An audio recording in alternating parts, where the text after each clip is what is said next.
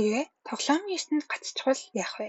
Яг энэ зүйл MMORPG Elder Tale тоглоомын тоглогчдод тохиолддог.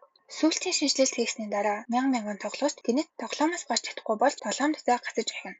Тэдний дунд бүр дунд сургуулиасаа хойш Elder Tale тоглосон туршлагатай тоглоомын талаар бараг бүхнийг мэддэг ахрах тоглогч Широй байна. Тэрээр тоглоомоос удаан засаалгаа аваад эргэж ирсэн найз Наоцугүй дүр төрхөө өөрчилдөг бэлтгэл өгсөний дараа Широйг дахиад шийдсэн Никоро алуурчин Акацукитай хамтран тоглоомын аваар тааштай гацчихсан тоглогчдын амьдрах Акихабара хотыг удирдан зохион байгуулах ажилд орно. Тэрээр тоглоомын механикийн талаарх нарийн ойлголтоо ашиглан тоглоомын уугуул иргэдтэй хэлэлцээ хийж гильд байгуулж дугуй ширээний холбоог байгуулан хотыг зохион байгуулна. Гэвч шинэ асуудлууд гарч ирнэ. Тоглогчид өгсөний дараа амилдагч үүний өвтгөн нь туршлагын оноо алдагдахын адил ой санамж аажмаар устсаар байдаг.